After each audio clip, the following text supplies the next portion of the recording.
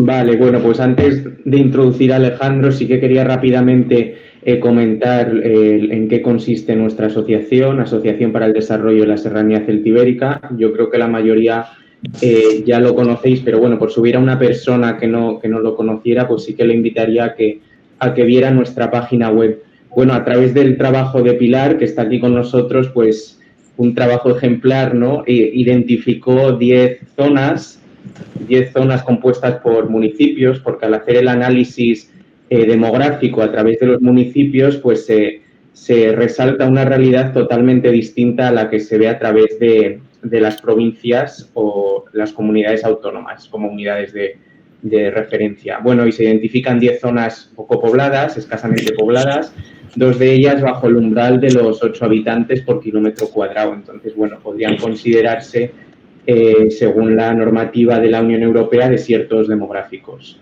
entre ellas la de la Serranía Celtibérica y la de la Franja Céltica, que por cierto estamos en el proceso de actualizar los datos del 2019 al 2024 para ver esa evolución claramente preocupante en los últimos 5 años, que mientras España gana un 4% de población, en los últimos 5 años estas zonas o se estancan o pierden, como es el caso de la Franja Céltica. Entonces, pues bueno, son cosas que sí que nos deberían preocupar. Y nada, y sin extenderme mucho más, le doy la palabra a Alejandro, que ha preparado una excelente ponencia y nos va a hablar, pues yo creo que de 3 temas importantísimos. El primero, el de la natalidad, el segundo, el de la inmigración y el tercero, el del reto demográfico en las zonas, en el entorno rural. Y bueno, ahí tenemos en la web también una pequeña introducción sobre quién es Alejandro, por si queréis leerlo, pero bueno, es autor de varios libros, es ingeniero, analista demográfico, empresario, consultor, presidente de la Fundación Renacimiento Demográfico, entre muchas otras cosas. Y bueno, yo creo que con esto, pues Alejandro, todo tuyo, podemos empezar. La idea es que hables, ¿no?, durante media hora aproximadamente. Sí. Y luego, pues, dar lugar a una serie un coloquio, preguntas, respuestas y para la otra media hora. El Meet está limitado a 1 hora, ¿verdad? Entonces no podemos extendernos mucho más tampoco. Perfecto.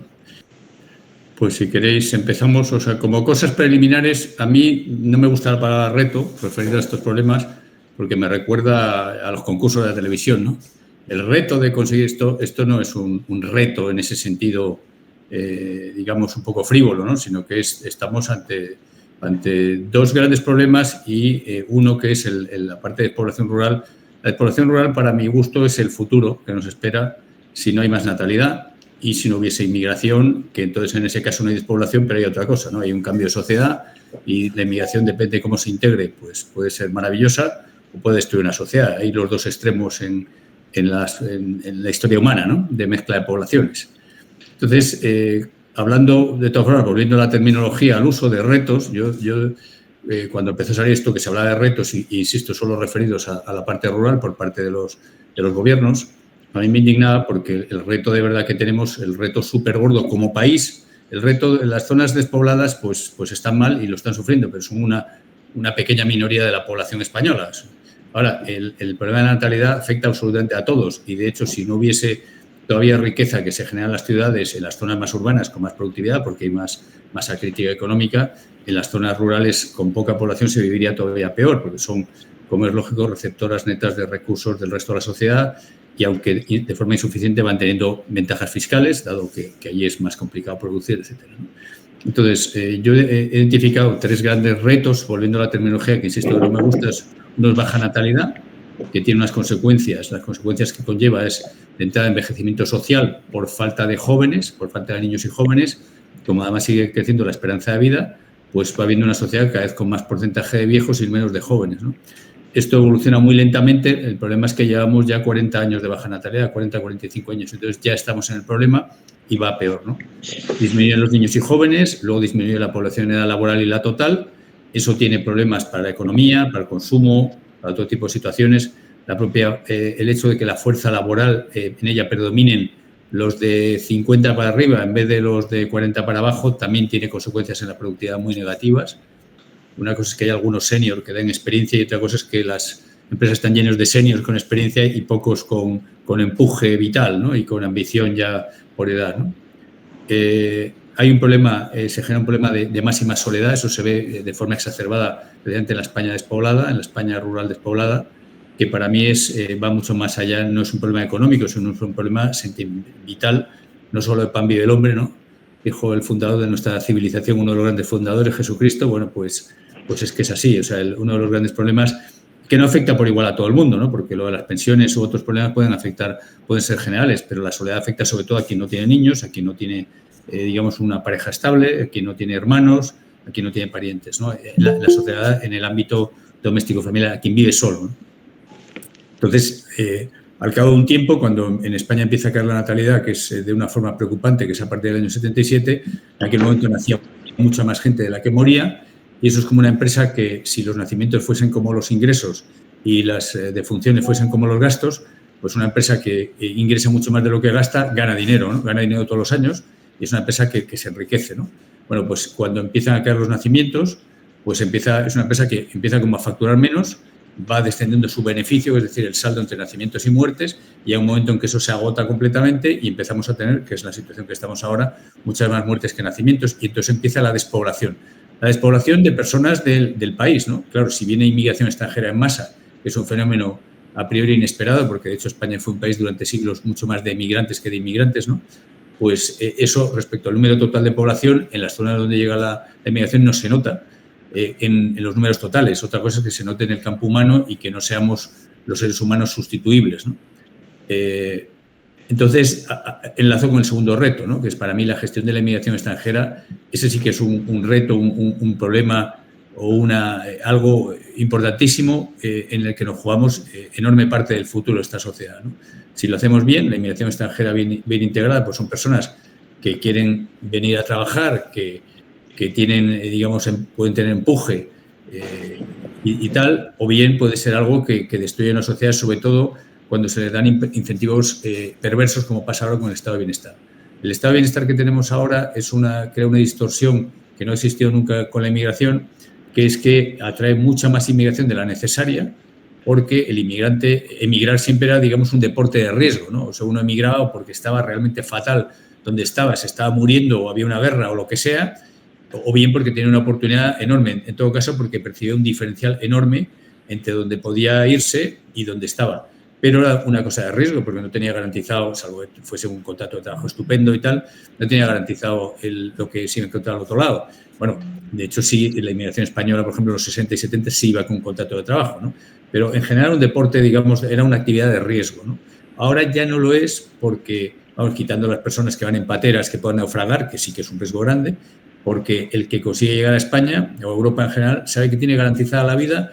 Si consigue un trabajo y prospera, pues va a estar mucho mejor que en su país económicamente. Pero es que si no lo consigue, sigue estando mejor.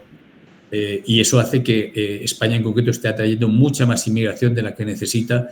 Tenemos unas masas enormes de parados, según nuestras estadísticas oficiales, por lo menos desde el año 2008, y sigue llegando inmigración en masa, ¿no? Entonces tenemos un problema con la inmigración realmente importante, económico. Y luego están los problemas de integración, que claro, es una ingenuidad pensar que seres humanos de culturas muy distintas conviven bien porque sí, ¿no? Porque todos somos buenos, ¿no? Pues no es así.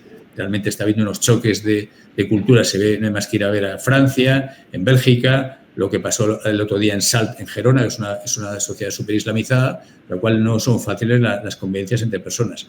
Ojo que yo cuando hablo de inmigración, yo no critico a los inmigrantes por venir, creo que hacen muy bien, yo haría lo mismo. Si fuese senegalés, pues intentaría venir a España posiblemente, ¿no? Y si yo he nacido cristiano y soy cristiano, pero yo no he hecho nada por ser cristiano, ¿no? Solo lo decidió por mí o bien el Señor o bien el azar, ¿no? Y lo mismo mi prójimo Hassam, que es musulmán, ¿no? No eligió nacer en Marruecos, que es un país que reclama aceite de Melilla y que además es musulmán. Ahora, da la casualidad que cuando nos juntamos a convivir, si hay masa crítica a los dos, pues en general hay problemas, ¿no? Entonces, la inmigración masiva, y en concreto la musulmana, es problemática. La inmigración hispanoamericana se integra mucho más fácilmente, pero con una salvedad. Viene de sociedades con muchísima más delincuencia que las nuestras, muchísima más incluso, por cierto, más delincuencia que la que hay en el norte de África. Tasas de homicidios que nosotros no nos podemos ni creer. Y entonces, claro, la inmensa mayoría de los que vienen no delinquen, pero lógicamente entre muchos, algunos vendrán que sí, ¿no? Eso también pues genera problemas que no se puede mirar para otro lado y decir que no van a existir, ¿no? Tenemos la inmigración en España, posiblemente tenemos la peor gestión de la inmigración de toda Europa, y eso lo digo con conocimiento de causa en el tema económico, porque llega mucha más inmigración con una tasa de paro que no existe en Europa. En los últimos 10 años han venido 3,5 millones de inmigrantes netos adicionales, cuando no hemos bajado de 4 millones de parados reales según la EPA, teniendo en cuenta gente que no tiene trabajo y está buscando empleo, y gente que tiene trabajo, querría trabajar pero no está buscando empleo, ¿no? Es un dato que no se suele dar, ¿no? Luego, con mi inmigración, diría que una cosa final que hay que hacer, no hay que mezclar el tema de los refugiados, con los cuales es un deber humanitario, no necesariamente traérnoslo a nuestro país, pero sí de ayudarlos, hay un deber humanitario, con lo que es la pura inmigración económica. Por ejemplo, cuando se habla de MENAs de Marruecos no es un país en guerra, es un país que ha prosperado muchísimo, afortunadamente, ha pasado de 40 años a 74 de esperanza de vida en los últimos 60 años así. Es un éxito fenomenal, lo cual indica que es una sociedad que está progresando con todos sus problemas y, por tanto, no es un país en el cual tengamos que acoger refugiados de Marruecos, ¿no? Es decir, los MENAs con quien tienen que estar es con sus padres en sus casas o que los acoja el Estado marroquí, que está gastando el doble que España en defensa, en armamento modernísimo, ¿no? Entonces, por favor, que no se haga demagogia con eso, ¿no? Y ya yendo a la parte de lo que llamaríamos el reto demográfico rural o despoblación rural, pues se da donde se está dando, sobre todo, es en zonas que se han quedado el desarrollo moderno de los últimos 200 años, y no digamos los últimos 100 y los últimos 50, tiene la concentración de población en polos, ¿no? En polos, macropolos, que son megaciudades a nivel mundial, en las capitales de los países, las capitales de provincia. En todas las provincias, las capitales han ganado población en general a expensas del resto de la provincia. En Soria, en Teruel, en Cuenca, en Zamora, en Palencia, por ejemplo, son 5 provincias cuyos números he estudiado un poquito más antes de prepararme esta charla. Todos habían crecido en población en los últimos décadas y décadas, y mientras la provincia había perdido población, con lo cual el resto de la provincia, lo que no es la capital, todavía había perdido más población, puesto que las capitales habían ganado. Entonces, tienes esa causa y tienes una causa de la que no se habla casi nunca, que es la baja natalidad. Cuando hay una natalidad bastante alta, pues puede a lo mejor emigrar gente, pero sigue quedando gente. A lo mejor pierdes peso poblacional en una sociedad, pero no pierdes población absoluta o pierdes muy poca. Y eso se ve, por ejemplo, sobre todo a nivel provincial, no de pequeñas aldeas. Hay pueblos que se han quedado en esta sociedad moderna, se ha quedado, digamos, fuera de una viabilidad. Pensar que en España, en los años 50, por primera vez en nuestra historia, la mitad de la población empezó a no trabajar en el campo. Cuando murió Franco, creo que era el 26% de la población activa trabajaba en el campo. Ahora mismo solamente, de los ocupados, ahora mismo solamente estamos en el menos del 4%, y todavía más que en Europa, que es la media europea. Es decir, lógicamente, al estar casi toda la actividad económica fuera de la actividad agraria, pues eso favorece también el que se vaya a ciudades que pueden ser grandes, medianas, intermedias, ¿no? Entonces, insisto, la despoblación tiene 2 causas. Una tiene una causa fundamental en la despoblación rural, que es esos modelos de desarrollo que son inevitables y que además generan mucho más PIB y mucho más riqueza que en el campo, y por tanto es lógico que la gente se concentre la mayoría en ciudades. Pero además, si hay una natalidad especialmente baja, de hecho la España más despoblada ha tenido, además de mucha inmigración, una tasa de fecundidad de hijos por mujer especialmente baja. En concreto, por ejemplo, me gusta comparar provincias, no tanto municipios pequeños, pero comarcas. Las zonas más despobladas en general han tenido mucha menos natalidad incluso que la media. Por ejemplo, yo suelo comparar la provincia de Jaén con provincias como Soria, como Teruel o como Zamora, ¿no? Zamora tiene una fecundidad extraordinariamente baja. Bueno, pues Jaén, es una provincia que ha tenido como provincia la que más emigración tiene posiblemente toda España en los últimos 50 años o 60 años, en proporción a la población. Sin embargo, es una provincia cuya población está menos envejecida que la media española. Ha perdido muy poquita población porque, aunque se fue gente, pues nacía más gente de la que moría, ¿no? Entonces, ¿cómo revertirlo? Bueno, la verdad es que es francamente, como decía, lo que vemos en la España rural o vacía, esto que decimos, anticipa el futuro, es una ventana al futuro. No se revierte con inmigración extranjera más que parcialmente. La inmigración extranjera es incluso más urbanita que los propios españoles. Como es lógico, tú te vas a un país que no conoces nada, pues te vas donde hay mucha actividad. Por ejemplo, Madrid ciudad, pues está concentrando, a lo mejor está recibiendo el 20% de toda la inmigración extranjera que está viniendo. Cuando la población de Madrid son 3 millones y pico de personas, pues a lo mejor es el 7%, 8% más bien de la población española, pues está recibiendo el 20%. A las zonas rurales también va algo, porque también va algo, pero bastante menos. Entonces yo creo, bueno, al final de la charla daré algunas guías de lo que yo creo que se puede hacer, pero desde luego una de las cosas que hay que hacer para toda España y para las zonas despobladas es tener más natalidad como sociedad para ser viables y como personas también pues por tener descendencia, que es lo que ha sido natural toda la vida, y tener, si tenemos descendencia, tener al menos 2 hijos para que no tengamos un hijo único, ¿no? Eso por ahí, ¿no? Entonces, ¿qué consecuencias tiene entonces lo que está pasando de baja natalidad? Bueno, pues tiene unos efectos humano-antropológicos que se notan primero en las zonas rurales, que es la desaparición, el envejecimiento social y luego la desaparición como sociedades y como civilizaciones. Mi bisabuelo Macarrón viene de un pueblo de Soria que tenía más de 500 habitantes a finales del siglo XIX, que es cuando él emigró. Yo lo conocí hace 50 años, cuando yo era un niño, y era un pueblo todavía viable, tenía mucho menos gente que entonces, por lo que vi por los datos históricos, y volví hace como 15 años y era un pueblo que estaba vacío. Todavía había gente que conservaba casas para ir en verano, pero se había vaciado. Eso es la pérdida de una pequeña civilización ancestral.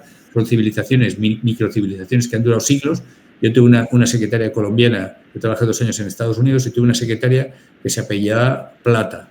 Bueno, pues era de un pueblo en el cual hubo una rebelión hace 250 años por la subida de impuestos, la subida del IVA, que entonces se llamaba la alcabala, algo equivalente al IVA, y la encabezó un antepasado suyo. O sea, vivía la misma gente, eran microcivilizaciones los pueblos. Bueno, pues eso es lo primero que desaparece y luego van desapareciendo ciudades y luego zonas enteras. Efectos económicos, bueno, pues por simplificar, por decirlo de forma muy rápida, si el principal capital de una sociedad humana es el capital humano, si tienes menos personas, menos capital en total y mucho más envejecida, o sea, con mucha menos capacidad económica de producir y de consumir, pues ¿qué puede salir bien, ¿no? Quitando alguna cosa secundaria, el balance global es empobrecedor, ¿no? Luego tenemos el efecto afectivo familiar, que es mucha más soledad, como decía. Las familias son cada vez más cortas, cada vez hay más gente. En España ahora mismo la mitad de la gente ya no se casa nunca. Mucha gente forma parejas, de hecho, pero menos de lo que se casaba antes, que era más del 90% de la población. Y de la gente que se casa, se separa, se acaba divorciando la mitad, ¿no?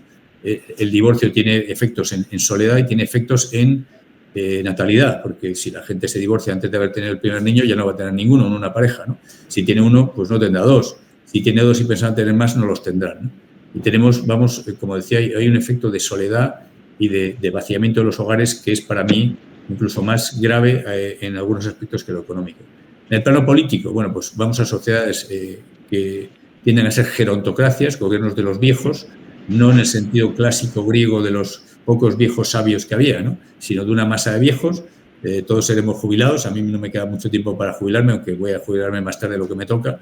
Pero entonces, ¿qué pasa? Pues que los jubilados son el segmento más decisivo del cuerpo electoral, ¿no? Y son el segmento privilegiado por los políticos. Eso no es que sea culpa, no es falta. Lo mismo que digo con los inmigrantes. Yo no culpo en absoluto a las personas, son dinámicas humanas. Pero claro, el efecto negativo que tiene eso es aplastar en parte a la población más productiva y en especial a los jóvenes, ¿no?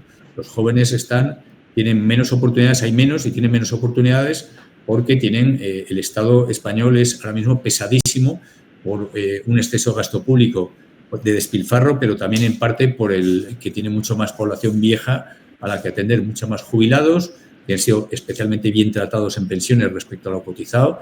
La crisis económica anterior, que fue terrorífica, los jubilados fueron un segmento absolutamente privilegiado en el que no solamente no vio reducidas sus pensiones, sino que ganó poder adquisitivo, cosa que fue una aberración porque estaba la economía española contrayéndose, endeudándose a lo bestia y, sin embargo, fueron favorecidos.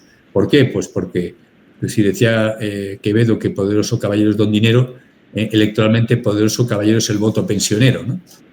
O bienaventurados sean los jubilados porque de ellos sea el reino de los votos, ¿no? Que diría un político español parafraseando a Jesucristo, ¿no? Entonces, políticamente, como decimos, la democracia tiende a gerontocracia y luego geopolíticamente España, Europa y Occidente tendemos a la irrelevancia porque por demografía pesamos cada vez menos en el mundo. Europa ya va a ser el 25% de la población mundial a principios del siglo XX, hacia 1900, el 25%, y además éramos la sociedad que tenía con diferencia mayor productividad, ¿no? La riqueza de una sociedad es el producto de de la gente que trabaja por la productividad por persona, ¿no? Entonces, ¿qué pasa ahora desde hace décadas con la globalización y las tecnologías de información y las comunicaciones, tanto físicas como electrónicas? Pues que la productividad de las naciones se está igualando, lo cual es una cosa estupenda para que salgan de la pobreza los países que antes eran, llamamos, del tercer mundo.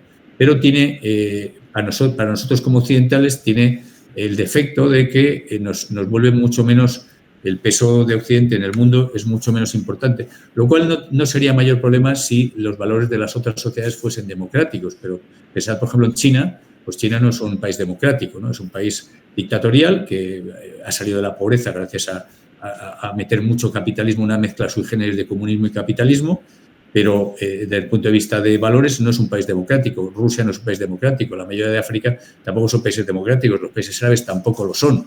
Entonces, claro, tienen un peso mucho mayor que antes porque tienen mucha población y que ha tenido acceso a medios productivos, les hacen mucho más productivos, con lo cual eso es una cosa que tiene mucha importancia, ¿no? Hay efectos positivos en lo que está pasando. Hombre, no hay monedas sin dos caras, ¿no? Una cosa que va a pasar, pues vamos a gastar menos en educación, cuál es un triste consuelo, es gastar menos en jóvenes, ¿no? Gastaríamos menos, salvo que se haga demagogia con la educación, pero si hay menos niños, pues se gastará menos, ¿no? Va a haber menos, las sociedades envejecidas tienen menos delincuencia violenta, tienen menos, digamos, turbulencias políticas violentas. Yo, por ejemplo, en la crisis que hubo en Cataluña en el año 17, predije que no llegaría la sangre al río, porque eran sociedades muy envejecidas y aburguesadas, una sociedad muy envejecida y aburguesada. O sea, lo que pasó en Cataluña en el año 17, en cualquier otro momento de la historia habría dado lugar a decenas, cientos o miles de muertos, si no una guerra civil. Y al final, bueno, pues fue toda una especie de combate de esgrima con mucha violencia verbal, mucho acoso, pero no hubo ni un muerto en Cataluña, ¿no?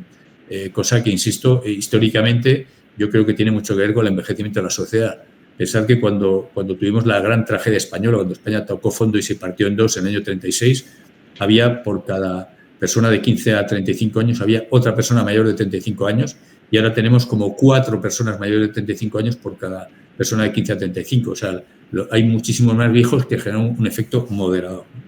En el plano de la soledad que comentaba, pues la soledad se ha disparado en España, y en las zonas que os preocupan especialmente, a los que estáis, digamos, más concernidos por la España vacía o rural, pues muchísimo más, ¿no? En España teníamos en 1970, con una población que era un tercio menor que la actual, ya teníamos 34 millones así, un censo de población, pues había 660.000 personas que vivían solas, 660.000. Ahora viven 5,4 o 5,5 millones, de una población que, como digo, es un poco mayor, es 50% mayor, pero claro, no hay proporción, ¿no?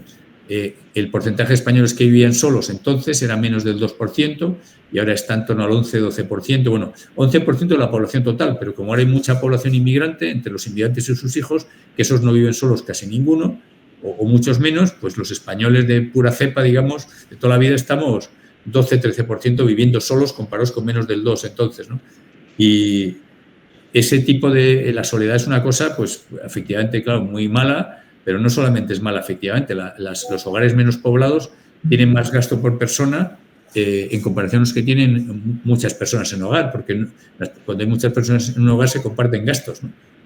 Cuando vives tú solo, pues, o 2 personas, pues los gastos fijos del hogar no se comparten. Por ejemplo, es una de las razones por las que el divorcio masivo es muy empobrecedor, porque cuando una pareja se separa pasa a necesitarse 2 casas, 2 viviendas con sus costes fijos asociados para que vivan las mismas personas que antes vivían juntas, ¿no? A igualdad de otros factores es empobrecedor, lo cual afecta a los mayores y a los niños, ¿no? La inmigración, bueno, pues la inmigración puede ser, ¿qué puede aportar de valioso y qué no puede aportar? La inmigración, mucha gente dice, no pasa nada si no tenemos niños, que ya vendrán inmigrantes. Y también en la España rural vamos a llenarla de inmigrantes. Bueno, ¿cuál es la realidad? La inmigración puede aportar mucha mano de obra de cualificación baja y medio baja, porque hay muchísima gente que querría venir a España y Occidente de ese perfil en el mundo, y nosotros tenemos la suerte de tener muchísimas personas que hablan nuestro idioma, hispanoamericanos. Tenemos la suerte que se debe, digamos, a nuestro pasado especial, ¿no? Como todas las naciones tienen un pasado especial, el nuestro, desde luego, es bastante especial, ¿no? Y tenemos esos cientos de millones de hispanoamericanos que están al otro lado del charco, una parte de los cuales querrían venir y están viniendo a España, ¿no?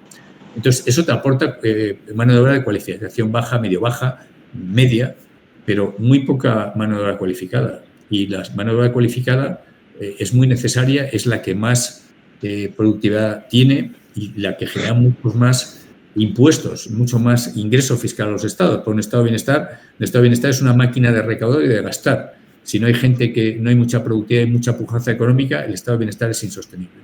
Y lo que no puede aportar tampoco la inmigración es cubrir lo que decíamos de la soledad.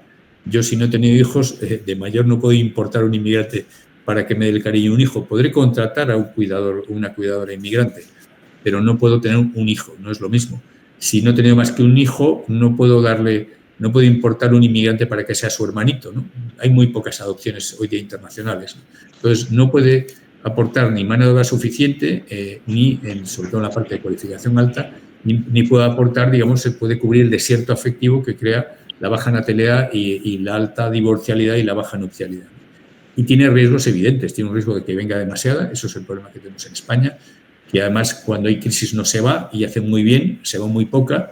En la crisis económica anterior se fue una cantidad muy pequeña de inmigrantes en comparado con los que se quedaron en paro, porque estaban mejor aquí en paro que en su país, en concreto la inmigración africana, que es en su gran mayoría marroquí, que es la que más paro tiene, pues llegó a tener un 60% de parados y, sin embargo, no se fue ni el 1%. Estaban mejor aquí que en su país. Yo no les critico. Lo que pasa es que eso es muy negativo para la sociedad española, que ya incluye a muchos inmigrantes bien arraigados, ¿no? De hecho, el más perjudicado porque venga demasiada inmigración es el inmigrante bien arraigado, porque es contra el que compiten.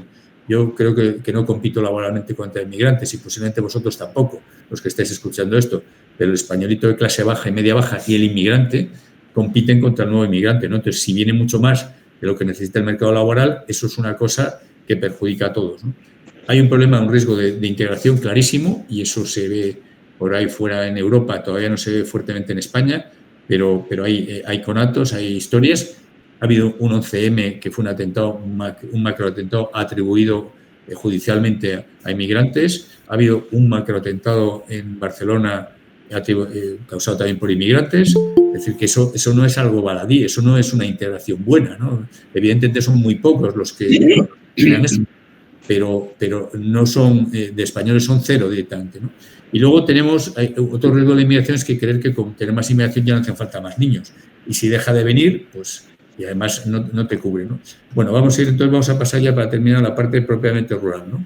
¿Qué está pasando? Bueno, pues en España desde hace décadas, desde hace realmente 150 años, pero últimamente el patrón la pauta que está viendo es que en Madrid, la costa mediterránea, los archipiélagos y en general las capitales están atrayendo población, que luego ha habido zonas como Andalucía o Murcia que también han tenido bastante migración, pero tienen una fecundidad mayor que la media y tienen una mayor confianza humana, y sin embargo la España del norte y del interior está en una fuerte decadencia demográfica, y ya la parte que representáis de serranía celtibérica, de Cuenca y demás, pues mucho más, ¿no?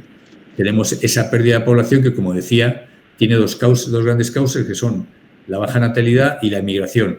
Si hubiese fecundidad suficiente y tienes una emigración de proximidad, ¿no?, que te vas a la cabecera de comarca o tal, bueno, pues no te quedas en el pueblo toda tu vida de tus antepasados, pero bueno, sigues estando por la misma zona. Pero claro, si no hay fecundidad y muere más gente de la que nace, como está pasando, pues tenemos un problema grave. Como decía, hay una tendencia a esta concentración, se genera un envejecimiento acelerado muy intenso, porque, como decía, esto es el futuro. En las provincias con más despoblación en general se han combinado esa natalidad especialmente baja con una inmigración neta, y, en mi opinión, es mucho más grave. O sea, el problema de natalidad es un problema de toda España, afecta también a lo rural, y si no tenemos más natalidad, no es posible que remonte la España vacía. No es posible, porque tiene mucha más cada año. Yo, de hecho, he hecho simulaciones por provincias, incluso a veces por comarcas, ¿no? ¿Qué migración han tenido los últimos, yo qué sé, cada año, ¿no? Digo, ¿cuánta gente se ha ido por inmigración y cuánto han perdido por más muertes que nacimientos? Y siempre te sale más que pierde más población por más muertes que nacimientos, o sea, algo que se palía con nacimientos, que de la otra forma, ¿no? Y luego hay zonas que no son rurales. Yo soy de Avilés, en Asturias, que está perdiendo población, no rural, pero está perdiendo población porque tiene, como decía, mucha más muertes que nacimientos. La inmigración extranjera pues palía algo, pero no es suficiente en absoluto. Los inmigrantes, como decía, son mucho más urbanitas, y se ve, estos análisis se pueden ver en distintas ciudades. Y ya termino, digamos, lo que es mi exposición. Yo no soy un experto en soluciones para la despoblación rural. más allá de mi receta de natalidad, que es aplicable tanto a la España, digamos, de interior como a la periférica, como a las ciudades, a todas. Pero sí, yo me dedico a consultoría, sí, estratégica también, a consultoría empresarial. Yo creo que yo haría pues una de las recetas de von Clausewitz, el gran, digamos, estratega del arte de la guerra, ¿no? Una de sus recetas siempre era concentrar los esfuerzos en los núcleos, en los puntos más fuertes. No se puede concentrar en todos, no se puede, es imposible salvar pueblo por pueblo, en mi opinión. Hay que concentrar en cabeceras de comarca, en sitios que sean viables. Hay que fusionar municipios. Es una cosa realmente, los que trabajamos sobre todo en el sector privado, no entendemos, nos parece incomprensible que siga habiendo cientos y cientos de municipios que no tienen prácticamente población, y en las zonas tipo Soria, en esas provincias, es especialmente sangrante la tasa de personas, número medio de personas por municipio, teniendo en cuenta los problemas que hay. Hay que fusionar municipios y ahorrar en la gestión administrativa. Por supuesto, hay una receta fiscal que es, ya existen deducciones fiscales, pero hay que mejorarlas, porque además no están sirviendo. Lógicamente, si el Estado tampoco genera nada de ingresos, si no hay actividad no genera ingresos, por tanto, ¿qué más le da bajar más los tipos? Algo se genera por IVA o por lo que sea. Yo seguiría bajando de todo tipo de deducciones fiscales, no dando subvenciones, porque eso se agota, pero sí dando deducciones, que es una especie de ir a medias entre el empresario, el emprendedor y la sociedad. Es decir, si tú ganas dinero, yo no te gravo, pero tienes que arriesgarte. Pero si te doy subvenciones, yo soy contra las subvenciones en general. Turismo rural, evidentemente. Y luego hay planes como que propone el ingeniero Luis del Rivero, que es mejorar. Tenemos en España, aunque parezca que no, hay agua de sobra si se canaliza bien, porque tenemos la misma superficie que Francia, pero mucha menos población, aunque llueve algo menos, llueve la misma cantidad que en Francia por persona y por hectárea útil de terreno cultivado, pero también tenemos más montañas. Y desde luego en temas como la minería, ¿no? Es un crimen que además con los problemas, lo que está cayendo en Ucrania y por el mundo, que nos hayamos negado a explotar recursos mineros, que bueno, donde tenga la suerte de haber recursos minerales, pues eso generaría empleo en esas zonas, ¿no? Como decía, las zonas he hecho simulaciones, os lo mandaré los datos, entre provincias como por ejemplo Badajoz o Jaén, que han tenido muchísima inmigración, pero mucha más natalidad que lo que es un León, una Soria, Teruel, Zamora, y es impresionante cómo las provincias con más alta natalidad han tenido mucha menos pérdida de población y mucho menos envejecimiento.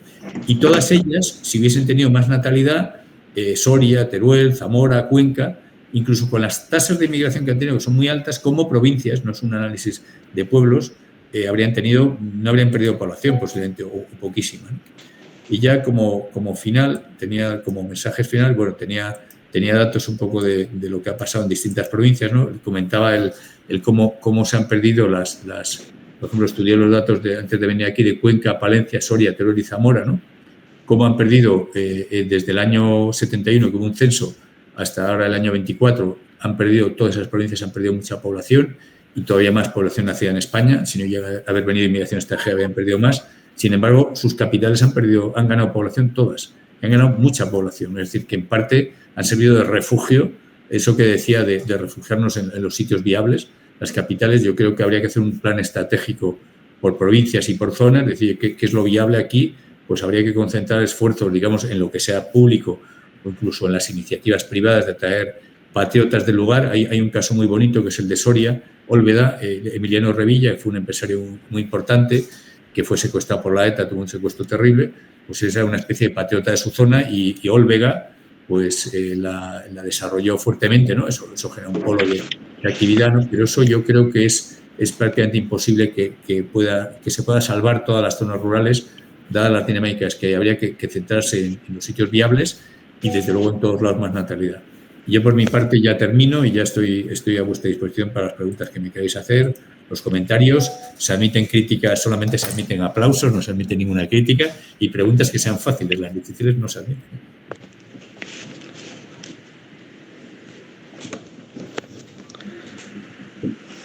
Vale, pues muchísimas gracias, Alejandro. Bueno, yo tengo una pregunta, pero no sé si tiene alguna otra persona otra pregunta que quiera hacer antes. Yo, bueno, nada más, me ha parecido curioso que has dicho hablando de la inmigración, como que no son necesarios más inmigrantes y del estado de bienestar, pero claro, también lo que es nosotros, o sea, los españoles que han nacido aquí también se benefician del estado de bienestar. Es decir, ¿cómo es posible que hay más de 2,5 millones de parados, ¿no? Y luego tienen que venir temporeros a recoger la fresa o personas de otros países a hacer trabajo, sobre todo agrícola, ¿no? Que no quieren hacer los españoles. Entonces, pues me resulta curioso, ¿no? Me alegro que me hagas paradójico, como en la radio, ¿no? A ver, yo creo que el estado de bienestar que tenemos está completamente degenerado en su propósito.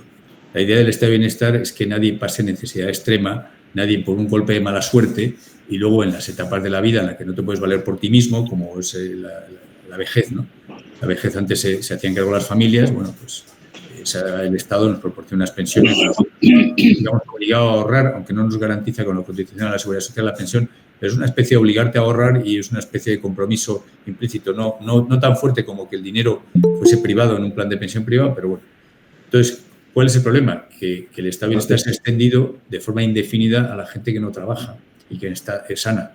El problema es que, y además no solamente a españoles, sino a cualquiera que pisa nuestro territorio. Entonces, ¿qué pasa? Pues que efectivamente muchos españoles que no quieren trabajar porque no les compensa. Eso empezó, yo creo que en España empezó en parte con el PER en Andalucía, el famoso PER. Es decir, que dice, no, usted trabaja 10 o 15 días al año, o 30, 40 y cobra todo el año. Eso vale para un año. El problema es que si es indefinido, pues estás dando un incentivo tremendo a que la gente no trabaje. Entonces, ¿qué pasa? Que empieza a venir inmigración en masa, que también puede replicar ese modelo. Cuanta más inmigración viene, los salarios de profesiones poco cualificadas bajan más, lo cual disuade todavía más al español trabajar. Es decir, que me parece muy bien, yo personalmente quitaría los subsidios indefinidos a las personas en edad sana. Usted tiene un tiempo determinado. Por ejemplo, en Estados Unidos, una cosa que hacen con el subsidio de desempleo, que a lo mejor te lo dan de golpe. Si te dan de golpe, cuando tú te has quedado en paro, dice, pues a usted le toca tanto, ¿no? Tú tienes incentivo para empezarte a buscar trabajo al día siguiente. Si vas a cobrar una paguita durante 2 años, que era el subsidio clásico tradicional español, de bueno, joder, me voy a tener unas vacaciones antes que no me lo merezco yo, unos 6 mesecitos, unos 9 mesecitos. Bueno, pues eso es malo para la persona, es malo para la economía. Entonces yo creo que el estado de bienestar, de hecho Milton Friedman, gran economista, decía que el estado de bienestar y la inmigración eran incompatibles, porque generan unos incentivos, lo que hemos comentado antes, que no han existido nunca, y hablaba del estado de bienestar americano, que es mucho más reducido, ¿no? Entonces, efectivamente, españoles que no quieren trabajar, entonces vienen otros de fuera. Dice, bueno, pues usted está cobrando, me parece estupendo que usted no quiera trabajar, pues usted no cobra subsidio indefinido. Usted cobra el que le toque y si usted, incluso parado, teóricamente, un parado español que rechace una oferta de empleo, pues no debería tener derecho a seguir con el subsidio. Entonces, eso está generando ese problema, pero vamos, es que está viendo, dice, vienen españoles porque pero es que hay también muchísimos inmigrantes en paro. Por ejemplo, en la construcción, no sé si habéis oído que falta mano de obra, que se quejan los empresarios, mucha gente. Bueno, el año pasado vinieron a España 500 y pico mil inmigrantes y se colocaron 8.000 más en la construcción. Oye, perfecto. Falta gente, España no quiere trabajar, todo lo que quieras. Pues traiga usted en origen los inmigrantes que necesite para la construcción, que serían 8.000, o serían 15.000, pero no serían 500.000, que es lo que vinieron 500 y pico mil. Está viniendo, además, tenemos la inmigración, tenemos una revolución extremadamente generosa con lo que llamamos el reagrupamiento familiar. Pero dices, no, el inmigrante que viene produce, no genera muchos impuestos porque como tienen empleos muy poco cualificados, generan muy poca parte de las cotizaciones sociales, pero perfecto. Pero claro, crea su parentela, cosa que es natural por su parte. Yo no lo critico a esa persona. El problema es que no nos salen las cuentas, ¿no? Había un economista, Jesús Fernández Villaverde, hace poco hizo una conferencia que os recomiendo que veáis y glosaba un estudio que existe en Dinamarca y por simplificar a lo bestia con el estado de bienestar que tenemos y los tipos de impuestos que tenemos, 10% más productivo de una sociedad, 10% más rico, de la clase media alta y alta, casi todos generan un enorme excedente para el Estado respecto a lo que reciben, entre lo que aportan y lo que reciben. Hay otro 20% que sale empatado, más o menos, lo comido por lo servido, y el otro 70% son receptores netos de fondos. Prácticamente toda la inmigración que traemos está en esa parte. Si pudiésemos traer de las 3 tipos de inmigración, pero casi toda la que traemos, por tanto, no salen las cuentas para el estado de bienestar a la larga con la inmigración. De hecho, gracias. Pues si nos lo compartes, es que justo nos ha salido el aviso de que en 15 minutos se va a cortar la llamada, así que bueno, si tiene alguien más otra pregunta. Buenas tardes. Buenas tardes. Me llamo Mariano Franco Rubio y pertenezco a la Federación de Asociaciones Alto Tajo en la provincia de Guadalajara. No sé si usted, Alejandro, le suena y ha estado, la conoce. No, ¿qué pueblos que hay por ahí? ¿Qué zonas hay? Molina de Aragón, como más destacable. Eso, maravilloso. Sí, y yo he vivido toda la vida hasta los 30 años. Ahora vivo en un pueblo ya más grande de Valencia, donde, bueno, pues tengo aquí mi familia y demás. Pero eso, estamos implicados desde la Federación de Asociaciones Alto Tajo en todo esto de la despoblación y, bueno, me he conectado porque considero que es de mucho interés. Yo lo que entiendo por mi experiencia y lo que veo en las zonas despobladas, hay tres pilares para mí fundamentales y vienen, claro, desde arriba, desde no solo los gobiernos autonómicos, sino desde el central. Tiene que haber trabajo, vivienda y servicios. Claro, porque una persona que quiera formar su familia necesita primero un trabajo. Y yo, por ejemplo, de la zona de Molina sí que hay recursos. Tenemos un monte precioso de Pino Albar, donde hay un montón, se podrían hacer un montón de tratamientos selvícolas y generar un montón de trabajo, que ya se hacía yo cuando era pequeño con los forestales, cuando recogían a mucha gente y lo hacían. Pero sin ir más lejos, los montes están igual que el parque natural, porque las inversiones son mínimas y ahí se podría generar un trabajo. Invertir en vivienda, en alquiler asequible. Sí que es verdad que Castilla-La Mancha tiene beneficios fiscales, como usted bien decía, y luego los servicios. No puede ser que venga un médico una vez a la semana y si no tienes coche, a ver cómo te desplazas. Las comunicaciones también es un problema. Entonces, yo creo que esos son para mí los pilares fundamentales para atraer gente que tenga esa motivación de irse a vivir a un pueblo, pero necesita eso, porque los que vamos de fuera, vamos un fin de semana a un puente y nos volvemos, pero necesitamos para mí esos tres pilares. Y eso significa que los gobernantes inviertan de verdad y se preocupen por las zonas despobladas. Mientras los gobernantes no inviertan, podemos hacer muchas charlas y podemos dar muchas opiniones, pero aquí no saldremos del bucle. Cada día, como usted dice, se muere más gente y al final los pueblos desaparecen. Esa es la realidad que yo aprecio y que yo veo. Sí, yo creo que es así. A ver, ¿qué he visto yo? Yo le comenté a Carlos que yo no soy un experto realmente en temas rural, he tocado algo, trabajo más en natalidad e inmigración en general, ¿no? Pero ¿qué he visto yo en este tema? Con las personas de reto demográfico, la primera que hubo y la segunda, que tuve reuniones con ellos querían invertir, lo que usted está diciendo. Bueno, primero, no invierten dinero suyo, invierten dinero de todos los demás. Sí. Entonces, claro, dices, tengo tantos sitios donde invertir y cuánta gente se beneficia con cada inversión, ¿no? Cuando usas caudales públicos, si hago una carretera, si no existiese una carretera Madrid-Barcelona, sería la inversión más rentable del mundo, ¿no? Y luego la siguiente, Barcelona-Valencia, Madrid-Valencia, y luego vas bajando a sitios que tienen menos tráfico y menos tal. Entonces, claro, no les salen las cuentas, tienen unos recursos muy limitados, en parte por ese despilfarro del estado de bienestar. Una de las razones, digamos, hay más razones. Yo he hecho cálculos un poco políticamente incorrectos, pero a mí me sale que, por ejemplo, en la función pública, en el año 76, si tuviésemos la misma proporción entre trabajadores en el sector público y en el sector privado que había entonces, pues ahora mismo sobraría 1,5 millones de empleados públicos. O sea, tenemos unas redes clientelares, el Estado está hiperinflado, con lo cual no queda dinero para invertir en ese tipo de cosas. Hacen los números. Entonces, yo me dio la sensación de que no acaban de decidirse a hacer nada, porque miraban a todos lados y decían, bueno, ¿a quién favorezco? Puedo salvar 20 o 30 microzonas. Con el presupuesto que tengo, puedo invertir ahí. Eso desde el Estado.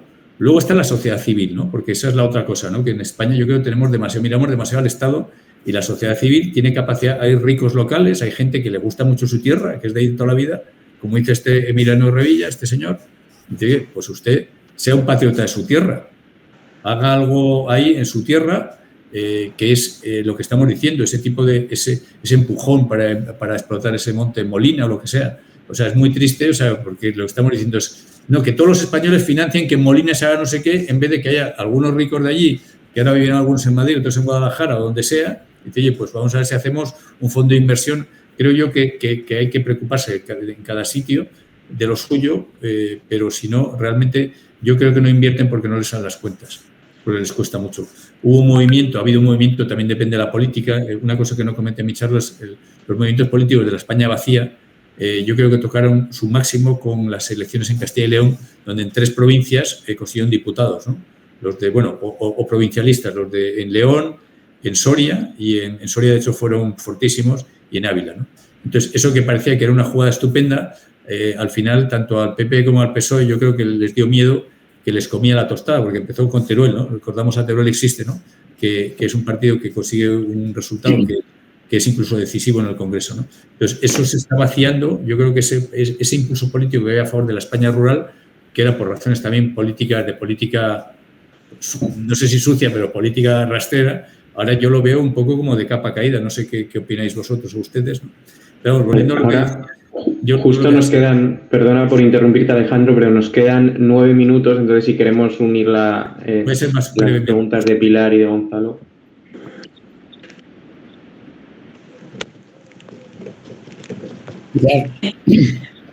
Vale, de acuerdo. Gracias. Bueno, primero de todo, felicitar por la comunicación que ha hecho Alejandro Macarrón y por la información que nos ha aportado en su saber. A ver, voy a ser sincera, a mí no me gusta analizar por provincias, para nada. ¿Te gusta? Primero porque engañan la realidad, o sea, aquí ya se ha hablado de Guadalajara y el corredor de Henares, que son el 8% del territorio, es el que ocupa la población del 90 y pico por ciento.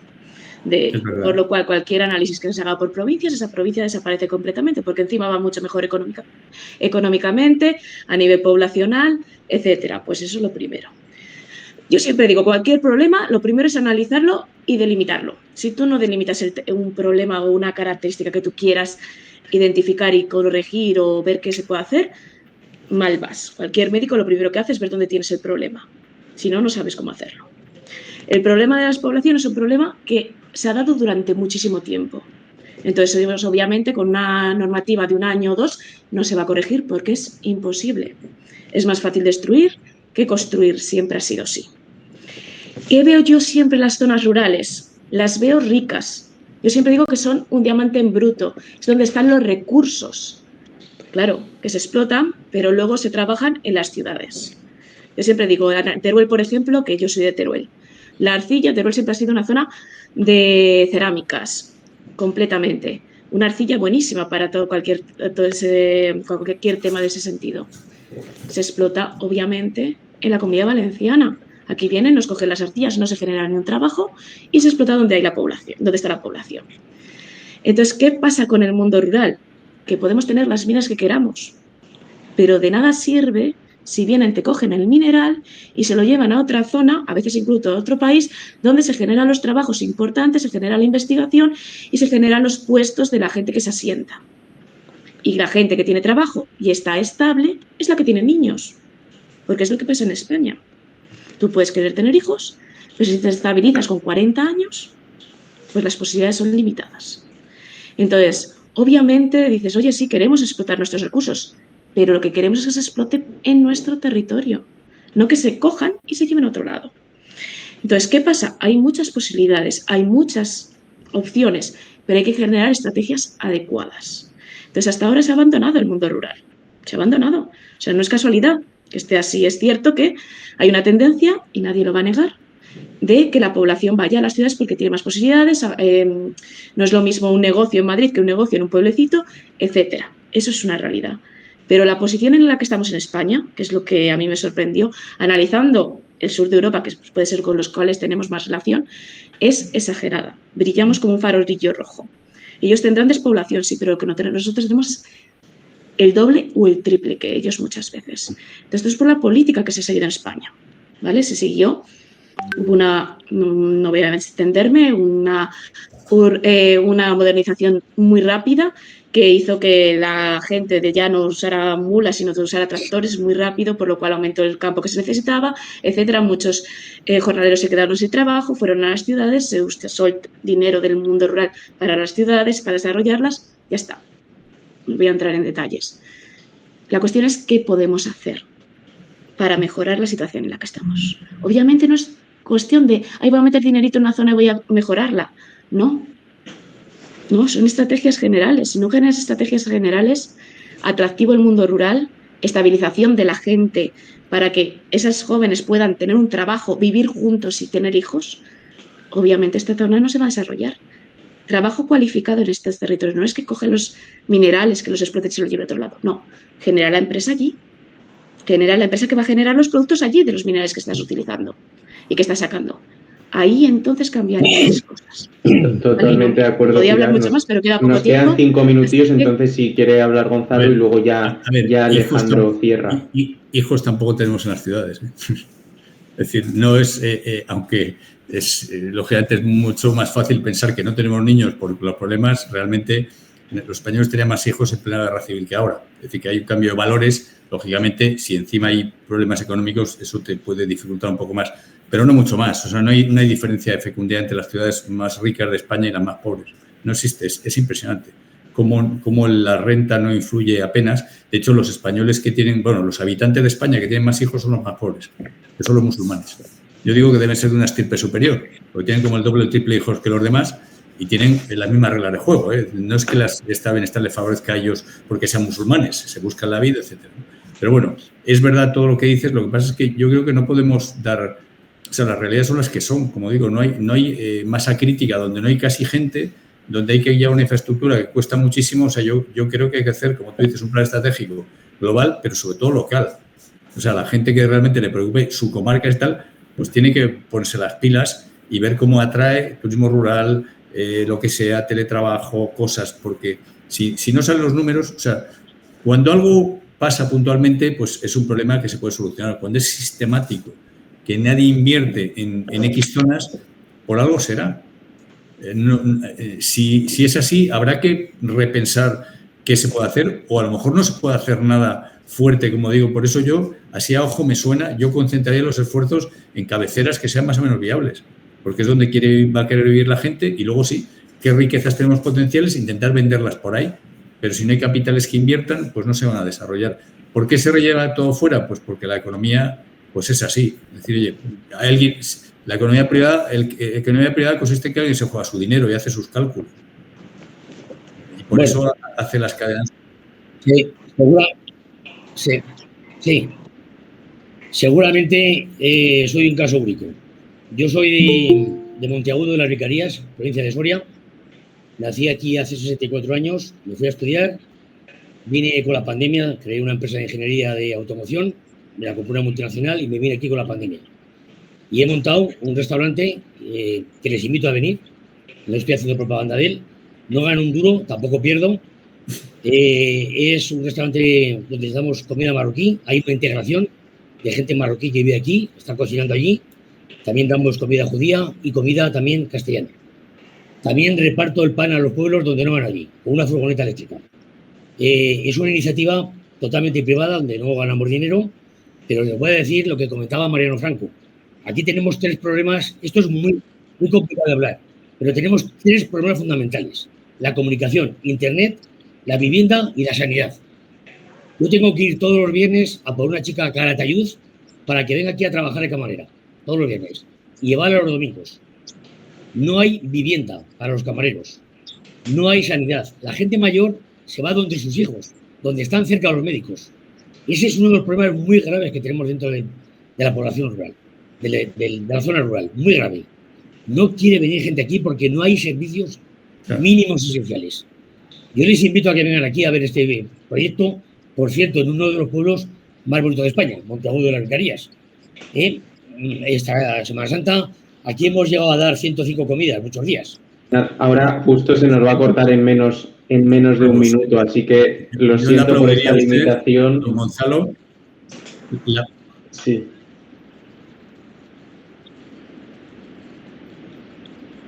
Sí.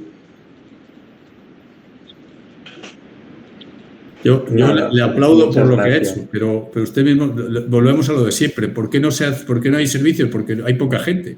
Cuando hay poca gente, los recursos públicos son limitados y entonces acaba, creo yo,